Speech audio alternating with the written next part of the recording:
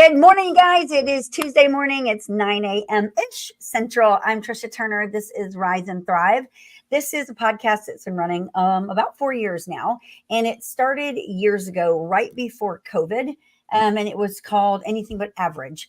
And the goal was to bring you positivity, people that are just really making a difference in the world and in their own lives and share their stories. And then we revamped it and I got on a different network. And then it was changed to Walk Away Wealthy in wisdom and knowledge. And like, how can we help you grow your business and grow your life? And then I took a pause at the end of December of 23 because I was like, my schedule's insane. I got to take a break. Like, I'm no longer feeling like I can do this. And then a few months ago, I was like, no, we have to put this back out here because there's people out there that are really making a difference. And I want to bring them out to you guys.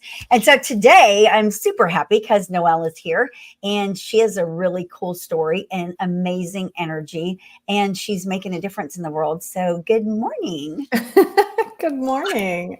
I'm so happy to be here. Thanks for having me. I'm super happy that you're here. You guys, if y'all don't know her, number one, you need to. So make sure you get her name down and you know where to follow her. Noelle, can you kind of give a little bit of a backstory, like what you do for a living, where you are in the world, and how long you've been doing this? How long do we have? Well, my backstory is a little unusual. I started out in my professional life as an attorney, and then ended up converting into being a wedding photographer, which was my parents' dream, that I would leave being a lawyer to go be a professional wedding photographer and videographer. And then about a decade into that career, I ended up getting my real estate license. And now I'm doing exactly what I'm supposed to be doing, which is helping agents. Really, I found that my true desire in life really is to just help people get to the next level. And so as I started succeeding at real estate, of course, people started reaching out for help. I became a broker and had my own brokerage for a little while. And then that merged onto the cloud-based model. And so now I can use all of the different facets from my background to do this amazing job that we get to do, which is real estate. All right. So for one, I didn't know about the wedding photographer thing. that was like a blind side. Didn't see that one. What world, like, did you just hate being an attorney that you're like, I'm going to go shoot weddings? Like, where did that even come from? Yeah. So it's funny because a lot of times I'll avoid the part about being a lawyer and don't share that part. But yeah, depending on who I'm talking to, certain pieces make sense to bring up. So the photography bit came during law school. I was just really not loving law school. In fact, I almost quit because it was just so much time in the books and reading. And I am a very visual person. And so my husband and we got married during law school, and watching the photographer during our wedding inspired me, honestly. And the funny part is she ended up becoming a real estate agent and joined us not that long ago. But so she inspired me to pick up a camera and start shooting. And so I started doing that during law school, actually. And it took off. I was actually very successful with photography. And when I graduated from law school, I had a full-time job at a firm, and was also moonlighting and working on the weekends shooting weddings. And I was making a lot more doing the weddings than I was as a lawyer. And so I ended up, my husband just kind of blessed and released me from the practice of law and said, just go try it. Like, go try your own thing, go have your own business. And so I was able to start our own photography business, and it kind of took off. I ended up getting to like the pinnacle of where you could be as a photographer in Minnesota, published in the magazines and making as much as you could make. And I was at a wedding that was a dream wedding to land as a photographer. And I was in the middle of this wedding thinking, there has to be more. Like, I just am not, this isn't it for me. And I went home after that wedding and signed up for real estate school. That is insane. Okay, where in the world did real estate even come into play there? Because you didn't talk anything about real estate. Yeah, the funny part is we actually needed to sell our own house. Oh my gosh. So I was one of those realtors, right? Where I'm like, if anybody could do it, it's me. I could just go get my license. And so we were looking to make a move, and it just made sense to go get my license. And it took off. Like, I started realizing, gosh, all these skill sets that I've developed along the way could work as a realtor, Yeah. So yeah, that's kind of it. I Yeah, it's so fell into crazy. real estate. So when you think of us in the real estate world, so you started as an attorney. Well, that's super helpful in real estate. My gosh. And then photography, because without photography, these homes don't sell. So you literally did two of these mainstays of real estate and then launched this real estate career. How Yeah. long have you been in real estate now? 10 years. Oh my gosh. Yep. About 10 and a half years now. Yep. 10. So in getting into real estate, the failure rate is super high. So what propelled you to get past all of that, get your broker's license and all that? Yeah. So it took a couple of years for it to take off for me. Once I got my license, I was still full-time a photographer, and in all the people, any other business outside of real estate, a lot of solo entrepreneurs have the same type of issues that realtors do, right? Which is marketing yourself online, getting people to think of you in that particular career. And I had already transitioned people's mindsets from, okay, she's not a lawyer, now she's a photographer. I started doing videography, so they were thinking me in that sense. And I had to start transitioning people to think of me now as their realtor. And I'll never forget, there was a morning where I got a phone call from a past client that they were in the NFL, and they were calling to book their annual photo shoot, right? And I was talking to her about what days would work and whatnot. And she said, "Oh, I can't do that day. We have our home inspection that day."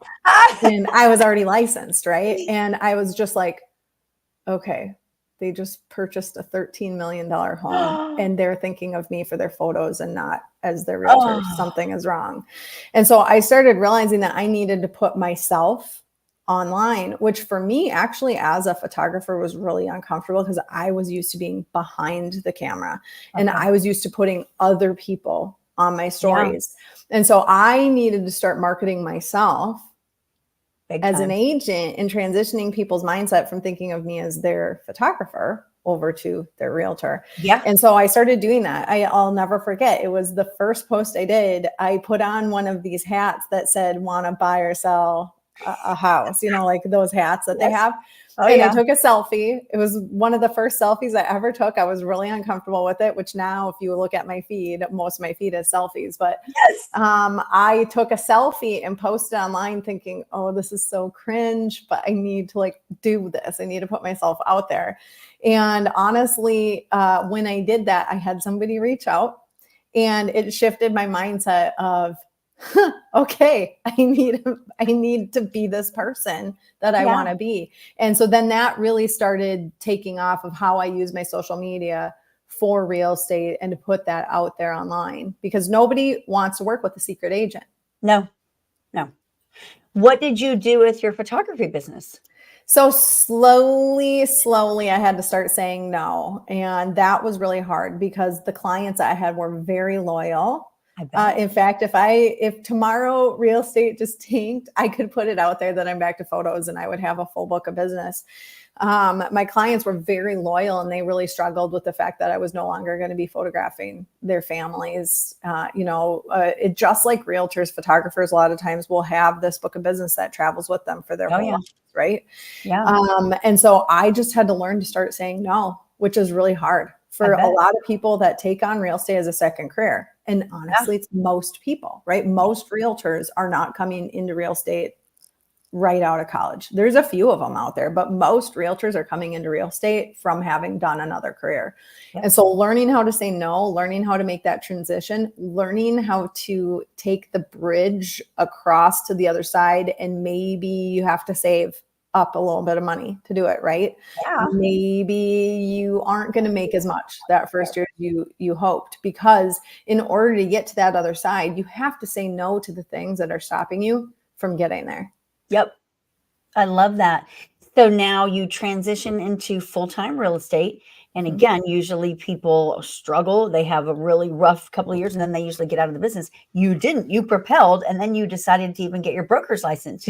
Even though it's like, let me go get my broker's license. What inspired that move? Yeah. So once I started putting out all of this photography and videography geared toward real estate, I also was a very young mom. I had 3 young kids at home. I just posted about this week because it was my baby's 10th birthday this week. Yep. And that means that when I got my license, she wasn't born yet. I was pregnant when I got my license with our youngest, and my oldest wasn't 3. And every year at this time of the year, I always think about this because it's both their birthdays, and thinking about being licensed as a very mom with 3 toddlers essentially at home. And basically, I realized that I needed to put them into my world and in my life so that my clients would understand who I was, what I was working with. And so I started bringing my son, who eventually turned 4 at that time, in the videos, in the photography I started bringing him with. I put him in a little red suit. I called him Realtor Boy. And I started videoing him showing the houses because that was the phase of life that I was in. That's who I was going to attract for clients. And so once I started doing that, my social media started getting followed by other realtors. Oh, because yeah. they were all like, what the heck is happening here? And 10 years ago, people weren't really doing a lot of video. It was before, it was really before even Facebook Live took off. It was before Instagram was really a big thing. There was not the kind of video that we see today. And so I started having a following, and I also started getting more business than I could handle. So I put out a video saying that I was going to start a team. And within about 2 months, I had a team of 10, and they had no idea what I was doing. And we outgrew our office space. And so I needed to go get more space. So about a year into that, I decided, hey, I got to go look at more space. I did not agree with my broker at that time on how to structure things, and had my own way and vision of what I wanted to do. I wanted to have a really collaborative working office where it was open dining room table style places for people to come in and work together. And so as I started looking at that, I decided, hey, might as well get my broker's license. And so I went and got my broker's license, and we ended up opening our brokerage. It was called Bright Birch at that time. I like that. Within about 6 months, we had 20 agents at our brokerage. And it was going very, very well. And we loved it. Like we had a full-time videographer on staff. We had a great community. It was great. And then I had an agent come in, and he was like, hey, I am thinking about getting my license in Florida. If you can't get your broker's license in Florida, I'm going to have to leave.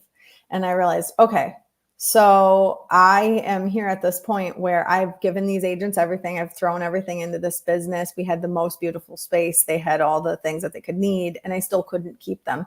And that's when we entertained moving to a cloud-based model, because I just realized very early, this isn't the solution that agents actually needed. Like, I can give them all this stuff, but they still, in today's world, need the flexibility to cross state borders, to be able to go do their business wherever they want to do their business. And so shortly after that, we looked at a model that I'm no longer at, but it made sense for us at that time. And we made the transition with our entire brokerage. All 20 of them came with us, and we moved on to the cloud-based model. And from there, it just expanded. When I left that model, I had about 600 agents. Which is crazy. Yeah. So you grew like all of that really from social media and video, like in the very beginning. Yeah. Early onset, before anyone was doing it. Yeah. Yep. And you know what I try to tell people is, don't expect overnight success. It's not going to come overnight. It takes a long time to put into it. But then once you put it in, the waves of the effort that you have put have a ripple effect, and it can last for a very long time. I have not been shooting video at all like I used to, and the ripple effect is still there. that ripple effect is still there. And a lot of that time content is evergreen. So people will go back and they'll think of it, they'll still see it, so there's going to be value in doing it. Don't give up. It's not going to happen overnight, but it's not going to happen at all if you don't do it. In the beginning, when you were using video before other people what kind of things were you doing besides your son that helped you grow like that? Yeah. So I would go live every single Monday. I would go live on Facebook just from my car. And I would do a video that I would call my Monday mission. And a lot of times it would be faith-based. My Monday Facebook lives would be very Facebook based, and I would get a following from that. People were waiting, and for a while after I stopped doing them, I still would have people saying, "When are you going to bring those back?" And I don't know, maybe someday I will bring them back. It's just like you were describing, needing a break. It was time for a break from those. Yep. So I would do a live every single Monday. And then twice a week, I would post some kind of produced video. And the videos that I posted were very different. Usually I would try to bring humor into it because that is how I am. I have a very dry sense of humor. And they very rarely would be about real estate. Very rarely were they about real estate. A lot of times it was just showcasing culture within the team, culture around the office, stuff that we were doing. I happen to love the show The Office. And, in The Office, what do? They sell paper. How much is that show about paper? It's not. It's about the human connections and the human relationships that they have within the office. And so that's kind of what I was trying to do with the videos and things that I would post, is make it about the relationships. And still to this day, most of the time when I'm posting stuff, it's about relationships. It's about, the who of the business and not about the what we are doing with the business. So have you seen it? Because again, you have this photography background and videography. Have you seen, or how have you seen that transform? Now we're in 2024, the use of video, what's working, what's not working, and what are you doing? Yeah, it's funny. Everybody is a photographer and videographer now. Yes. So first of all, that's changed it a little bit. This little piece of equipment that we all have here, everybody has phenomenal access in their fingertips to photo and video, right? So that has transitioned the business a lot, that there's a lot more noise online. There's a lot more noise online. And so for me, it's transitioned less about the photos and the video and more about the content.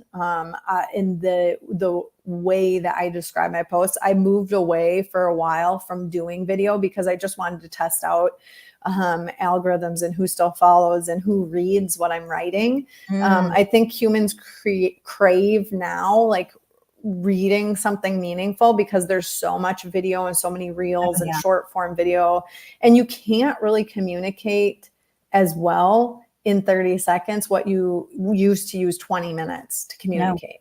Right. I also think it's part of why the rise of podcasts, because people are missing that. Right. They're missing those conversations and that long form content. So I do think we are seeing a comeback in the long form content, but it's a little bit different than what it used to be. And now I say all this stuff with knowing that in a couple of weeks here, I have a full-time videographer coming back. I am bringing that back into my life, but I am going to be doing more of the podcast thing with it and more of the educational form of content.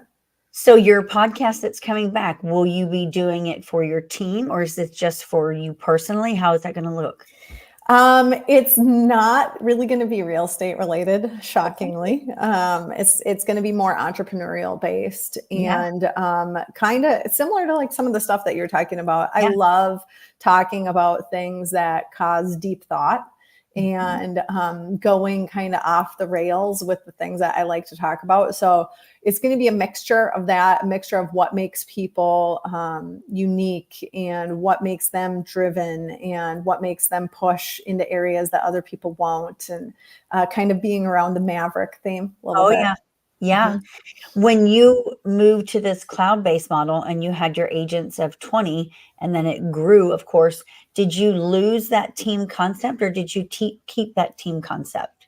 So I kind of turned the group that we were building into that team concept. Okay. And it's funny, even last week at Rise at Reels event, I had some people asking like, I'm confused. Do you have a team or what? How do you treat your group like a team or what? And the answer is both. I do still have a sales team. In fact, we retired that brand that we had. And this is the other mistake I see people make when they move on to a cloud-based model is they're clutching so hard onto this brand that they built, right? They just won't let it go. No. And a lot of times they're not willing to make a change on that. And so as a result, they don't get the kind of results that they could get if they would just like loosely hold those things as they come in.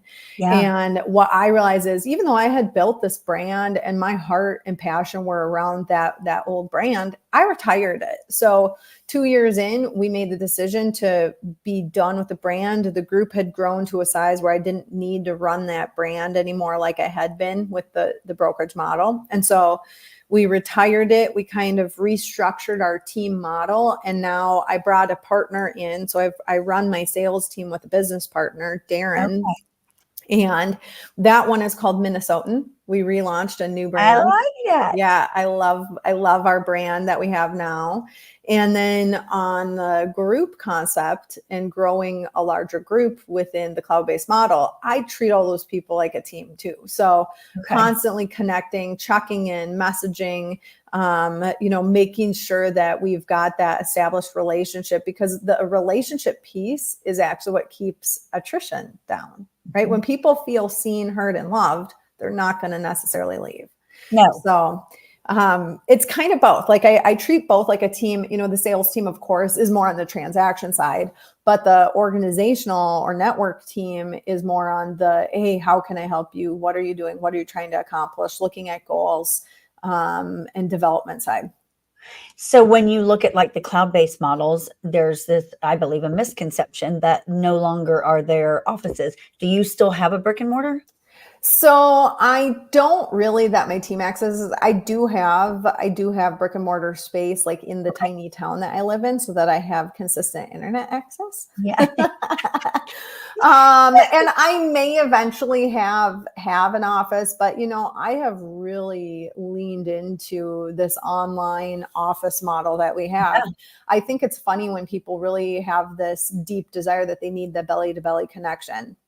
Because to me, I can get so much more accomplished in a day if I'm using my virtual office. Even if I am 10 minutes down the road from somebody that wants to have a meeting, a lot of times I will just still say, let's hop on Zoom, because I can meet with more people and engage with more people in a single day if I keep it all online. And I also don't have to put on socks and shoes and all that stuff. And I can get things done at home, right? Yeah. But then I do find that there is tremendous value in getting together in person, but I love to reserve that for events, masterminds, going into rooms where there's a lot more people that you can engage with all at once. I'm all about maximizing time at the phase of life that I'm in. And so when I can get the most use out of my time, I'm going to opt for that. And having an office space, if you have one, you have to go in. You have to say hi to everybody. You have to drink the coffee. And not that there's anything that's wrong with that, but it's just not the best use of time. Yeah. When you look at like your sales team, there where you have your partner, how involved are you with that part of it? Yeah, so we do. It's not run like a lot of these mega teams that you're going to see that are buying all the leads and doing all the stuff. We tried that for a while. I've had every iteration of a team throughout the journey that I've had. And when I first got started with the team, I went all in. I had lots of leads coming in from all different areas. I ran all the systems. I've done all the things.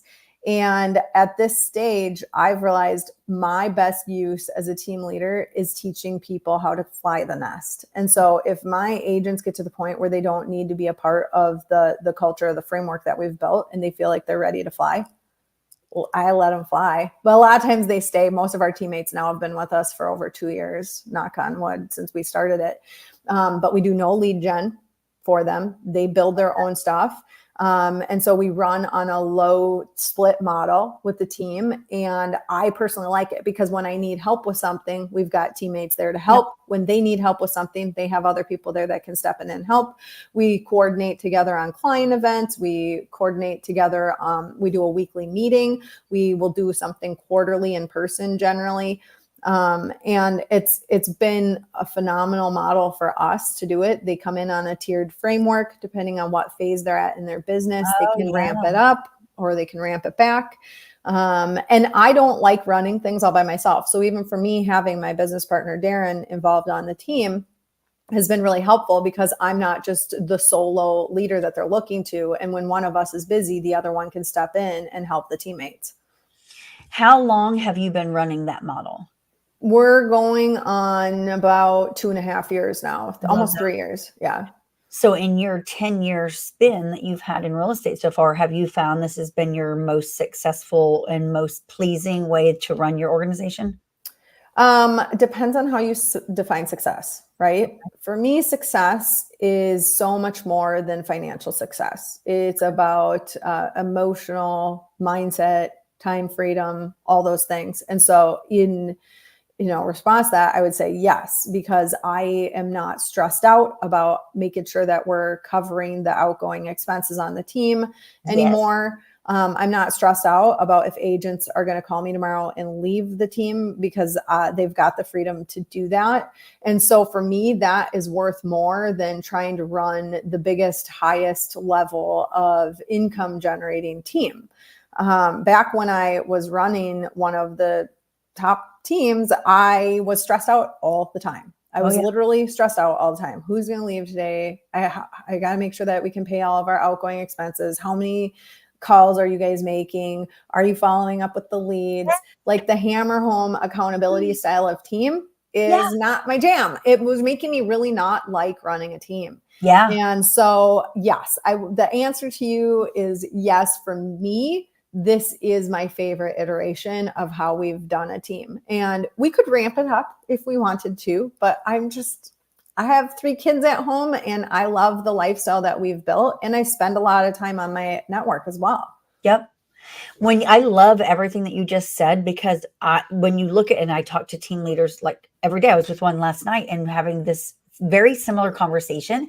And she's doing very much like you are, where she's like, we were at her house and she's like, I can be right here at my house running things right from my laptop. I don't want to do the traditional team like I did before, where I have this massive overhead. And especially in the market that we're in right now, where it's down, she said, I can't imagine having to deal with that. It's too stressful. And I think so many people, team leaders, brokers, get kind of caught up in that. I've got to buy all these leads and I've got to grow this team. But people that have been there, because that's me, that it's every day, especially when someone leaves and you didn't see it coming you take, I don't know if you did, but I always take offense to it. Like, what, why? Like, I thought everything was, and it's like, and then I'm like, what are we doing wrong? Like, why did they leave? And it's a constant, just like you said, stress. Yeah. I think with experience in the business, and it's funny watching different brokers that I know here locally, even, and watching different team leaders, not even a part of the same brand that we're a part of now, but watching them take it so personally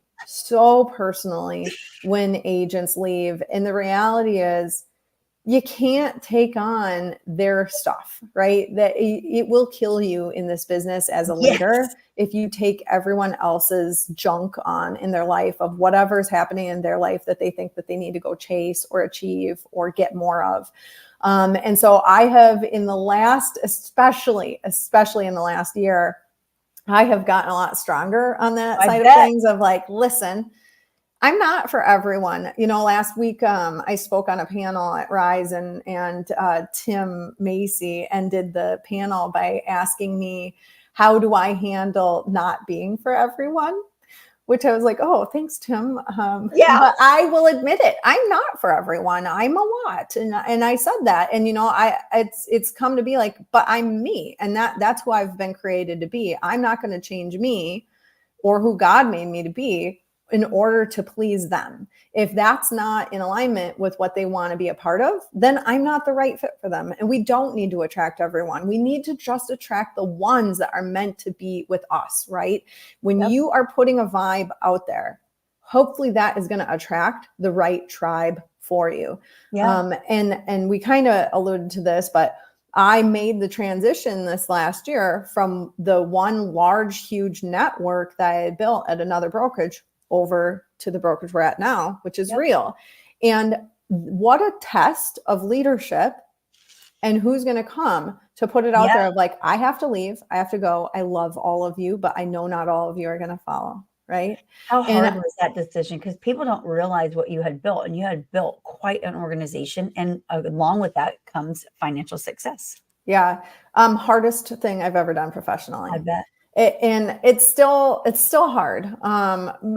Those are relationships that I had built over the last 10 years. And a lot of those relationships are still on the other side. Right. And everybody is going to move when it makes sense for them in their own time. Some people aren't going to move. It's not going to make sense for them. Some people, I am not going to be their leader for life. Like that's, the thing that when you get into these models, there's a lot of the mindset that's like, okay, now we're tied together for life. Right. But people can leave, and leaders can lose people, and people always have a choice. It doesn't matter what model you're at. And I think leaders need to remember people choose to follow you, and they can also choose to not follow you. They can choose to not come. And so, yes, that was a huge test of my own leadership and confidence and all those things. Like it put everything to the test. And I have come out on the other side of it still standing. There's days that are harder than others. And when you went through that, and you guys, like, she went through a lot. And when you're part of a big organization and you are maybe going a different direction, you get haters, and you get people with knives in your back, and people that you thought that were your friends that would love you to the end, and you find out that they really don't. How did you deal with all of that and keep your head up and keep like laser focused on what you were doing? Yeah, I mean, there's no sugarcoating it. I prayed a lot. I pray a lot, and I prayed a lot before the decision was made. Like up all night pacing. I have a room in my house that I call the prayer room, like all night pacing and praying over the agents that were with us, because making that decision wasn't just for myself. Like I knew I was going to impact other people that had built up stock. We had a lot of high achieving agents that were with us, and it was going to impact them. It was going to impact their agents. It was going to impact the people that they were talking to. It was going to impact everybody. It's going to impact people that weren't even in my group. Right. And so it was a little bit momentous, and it sounds dumb saying that, but the weight of it wasn't lost on me of how the ripple effect that it was going to cause if I made the move. And after spending a lot of time thinking about it and praying about it, just was the right thing to do. And so that first conversation, man, it was so scary. The second conversation, still scary. 10 conversations later, still scary, but it was the right thing to do and the right conversations to have.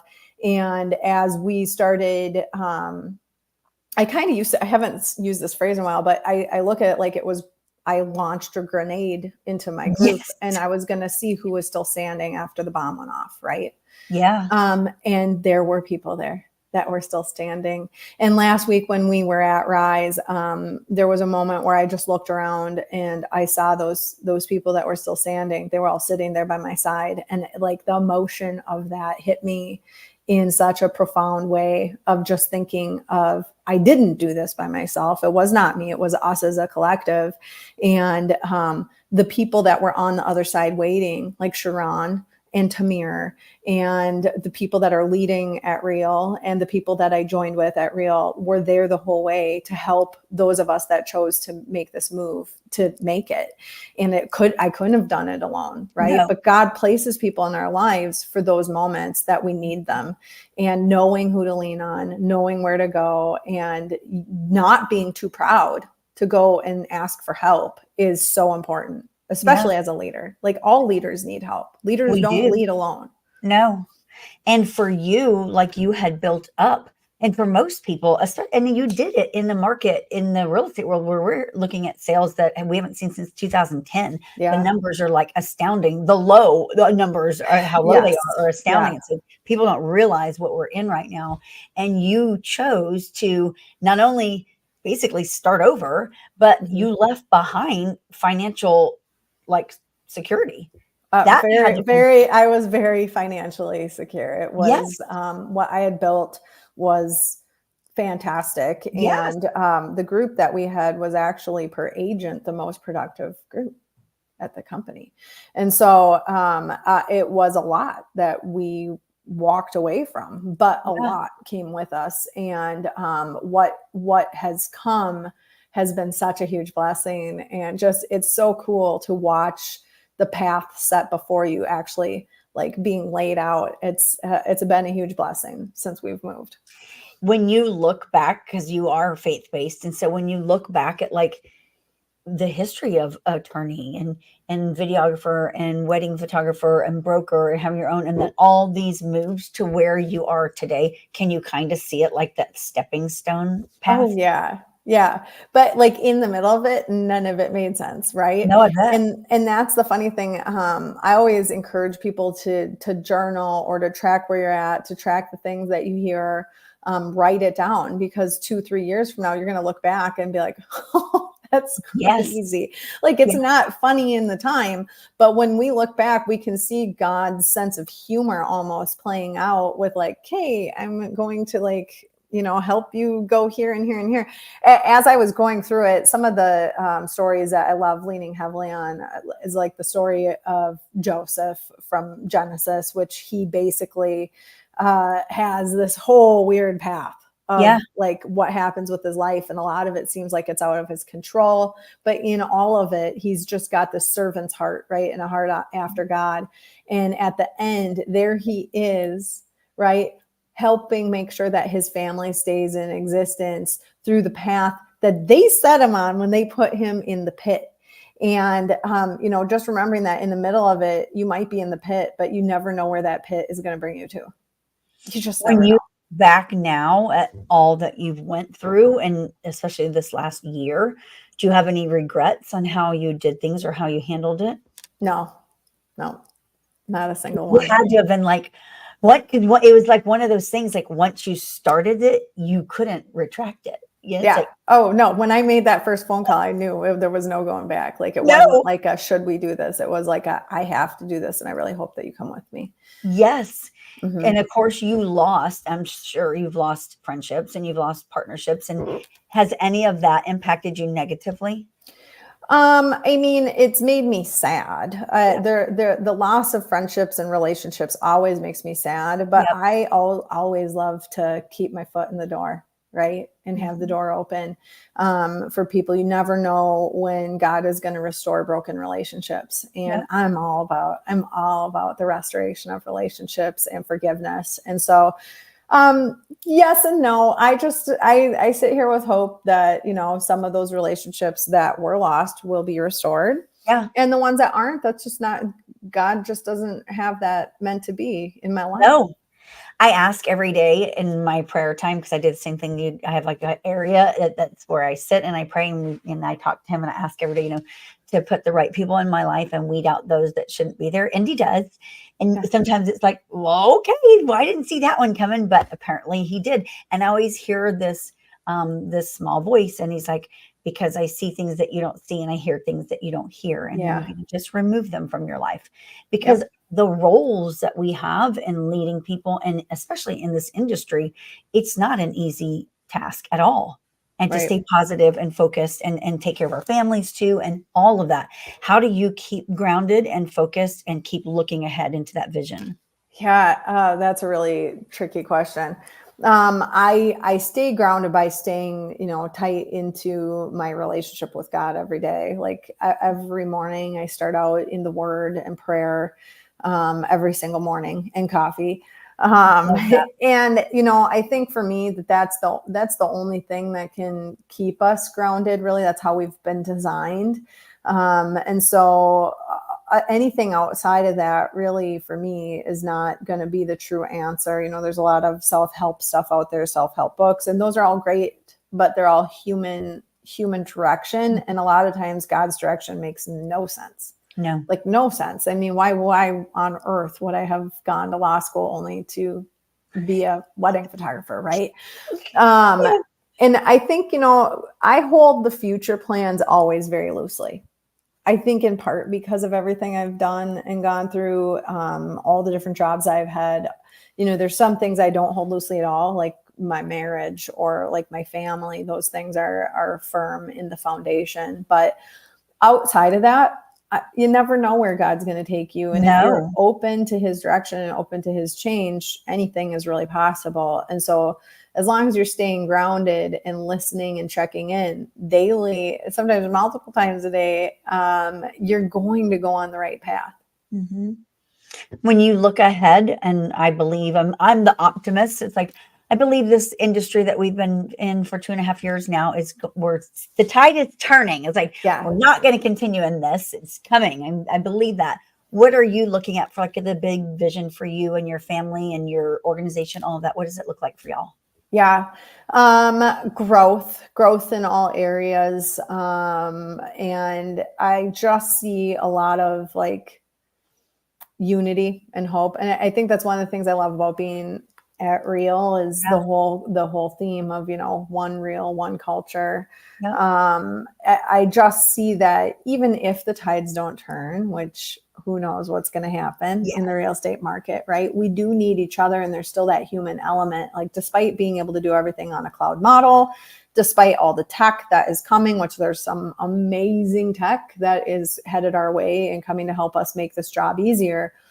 People need people, right? And just leaning harder and deeper into that really with being there to support each other through a market like we're in. Or if it all of a sudden turns around and explodes. I mean, 3-4 years ago, when my buyer's agents were out writing 40 offers for the same client over and over again, that was miserable too, right? Mm-hmm. So this market has been crazy. I mean, the last 5 years, the market has been crazy, and just leaning in and staying consistent to who you are and what you want to achieve with it, and being open to opportunity and possibility. And, you know, I always say, like, even if you don't see if you're listening to this and you don't see yourself as a leader in real estate, you can be one if you want to be one. It's just all about how you lean into others and how you help, right? And so I've watched teammates build something huge within an organization like this that weren't even necessarily a leader at the time, but they became a leader, and it's because they love people. And so in all of it, if the focus is just on helping others, and most people get their real estate license because, oh, you want to help people. I mean, that's like the normal response. Oh, I just really wanted to help people.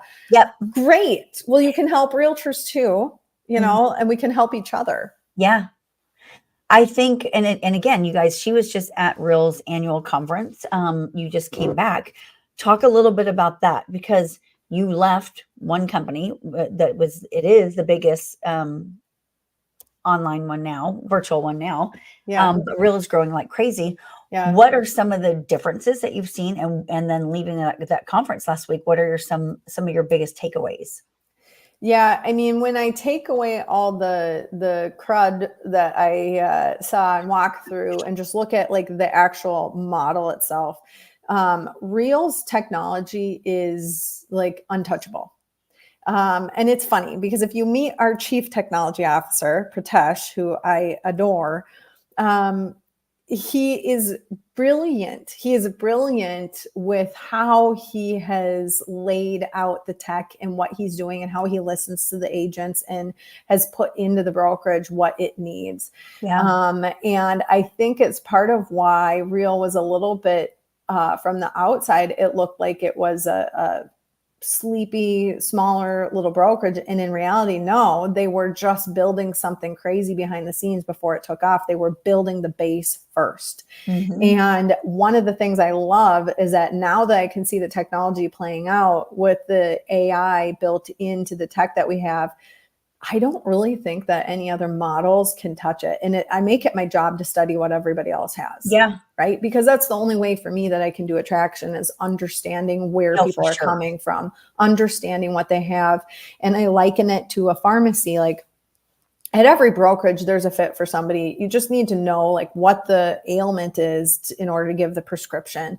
In order to give the prescription, you have to be aware of like, what are all the things that we have? What are all the things that all the other brokerages have? Because it's not always going to be the best fit for everyone. Although I truly believe, given a chance, Real really is a fit for everybody. But, and that is my own bias showing up, but it's also the experience I've had at all these other brokerages and running my own brokerage, and talking to agents and seeing the struggles that certain agents have at certain brokerages. And what Real has is all built in-house. And that's the thing that people don't understand how powerful that is. Because at some of the other larger models, they come across on the surface like they are a tech company. But when you get into it, you realize that you're on a main framework. But when you click on the different tiles, it takes you out into somebody else's tech. Yep. And then once it's outside of the tech, it's not within their control what's happening, what they're doing, how it functions. And the AI can no longer read it. Yeah. Here at Real, the AI can read literally everything that's going into the system because it's all housed within the one framework within Real. And, take, for example, Workplace, which is a Facebook product. And a lot of these cloud-based models are surviving using Workplace as a side piece of where the communication is happening and where different things are stored. Well, several months ago, the announcement was made that Workplace is going away, right? And out of everybody's control, Facebook is taking it away. Yep. Right. And that's an example of if you don't own the tech, you don't own the tech. You can't control what happens with it. Well, having been at Real when that announcement is made, it was sort of like, well, Pritesh is probably already building something and it's probably already in the works. Sure enough, the announcement comes out. Pritesh says, oh, don't worry, you guys. I was already working on this. I already have the thing. And so at Rise, they were again talking about it and talking about how it's almost done. What's taking so long is they're migrating the content over from one platform to within our own house. So pretty soon we'll have no ancillary things that we have to sign into. It's all going to be right there on the platform. There's AI that's going to be assisting the broker now with making sure that all of the documents are correct. And it's going to be almost immediate feedback when agents load in their documents. Yes. We now have Real Wallet finally is live and launched. I've been really looking forward to the financial tech that was coming and is now here, which is going to allow agents to be able to tap into resources that are coming. A lot of agents live paycheck to paycheck, right? And so this is Real's way to come back and help agents if they're in a tight spot or if they need to get financing on something and can't, but Real knows what the income is that's coming in and can vouch for that agent better than other places. And, it's one of those things where the financial tech, some people are like, I don't get it. Why does it matter? What does it do? Well, okay, so we're all stockholders, shareholders. It boosts the stock. Yes. It adds income back into the brokerage. Plus, it's just kind of cool. Like, how many people love flashing around their Amex cards, right? Yes. Well, now you can only get this card if you are a part of this brokerage, and it's cool. It just is. There's crazy, isn't it? Yeah. It's all just going to be, I don't know. I don't think anybody could catch up to where Real is at now. And now is when we're going to start seeing the massive growth because it's positioned to grow. Yeah. It's crazy. So when you look at where you came from and where you ended up, probably no regrets, huh? Oh, no regrets. There's not been a regret at all. No, there's zero regrets. In fact, there's negative regrets. Like I'm even more happy. Where do you see your growth at? So your agent count right now, where are you at as far as like your team, your organization goes? Yeah. So we've got about 15 people through our sales team. My organization, we just passed 400 last week. God. Yeah. Which having joined in April, I've been here, I don't know, 7 months now. That's insane. It took me several years at the last brokerage to build to that number. Yeah. Wow. Congratulations. That is, but you're out there doing it though. You're not, That's the thing is like, there's a lot of people are like, oh, well, I can't grow like you. I can't do like you. I'm not you. And the reality is, no, you can, you just need to put the effort in. It doesn't just happen. It is a lot of investment of time, energy, emotion, checking in on people, phone calls, traveling. I do travel. I go to a lot of events because I'm constantly trying to grow my sphere, right? Yes. Just like when you're trying to grow your book of business for sales, Yep. when I get asked like, okay, if you had to move to a new market tomorrow, which I've done, what would you do? Well, immediately I would go join the business chambers. Why would I do that? Because the other business people are the ones that are connected in town, know what's going on. They're the ones that have customers coming in. They're the ones that can give referrals, right? It's the same thing when you're trying to grow within agents, right? I go and look for brokers and team leaders and people that are already growing, but they're looking to grow more, right? Yep. And to connect with those people to be able to help them grow to the level that they want to grow, and then to help their people. And it's one of the things that I really love about the way that the model at Real is structured, with the incentives being the most on the top line. It should be that way because those are the biggest relationships that you have and the ones that you're investing the most into. Yeah. And then that way you can teach those agents to do the same, and so on and so forth. And it's how the model stays alive. Yep. When you put the largest payment on the bottom line, those relationships aren't even in existence. And most of the time, those people will never know each other. And so it puts the wrong emphasis on growth. Yeah. It's putting the wrong type of posture on how do we grow, right? When we're just growing with the relationships that we have and that we're trying to develop and that we really care about, and that's where the most financial incentive lies, it makes the most sense and it causes the most organic kind of growth that you could have. Yeah, I love that. Where do you think your number will end up at the end of 2025? What's your vision, your goal? Oh gosh, I have no idea. I honestly couldn't say. Like when we left, I was just like, I just hope a couple of them come. Yeah. Right? Like I really hope a few of them will trust us enough and trust our leadership to follow with us.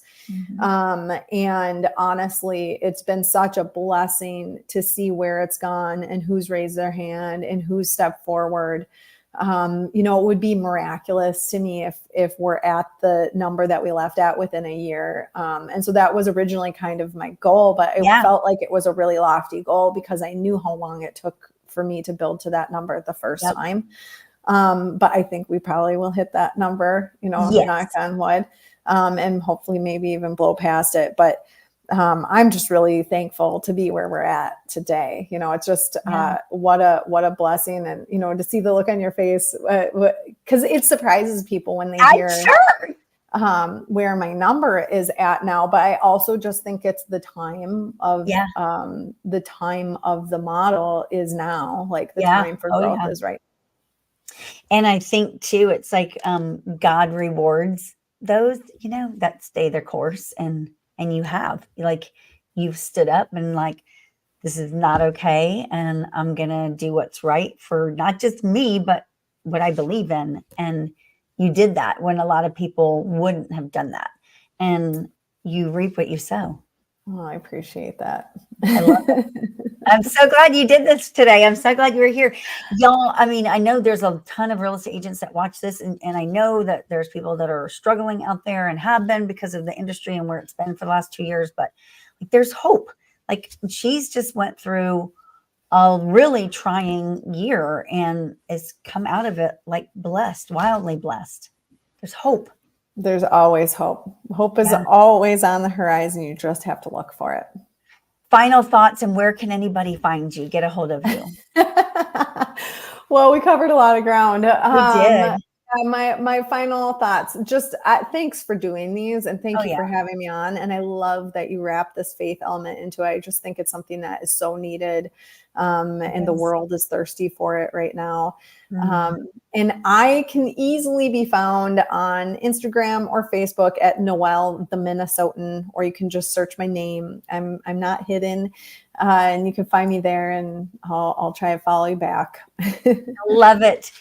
Thank you for being here, Noelle. You are an amazing person, and definitely keep doing what you're doing because you're changing lives, and that's what you do best. Thanks, Trisha. Bye, guys.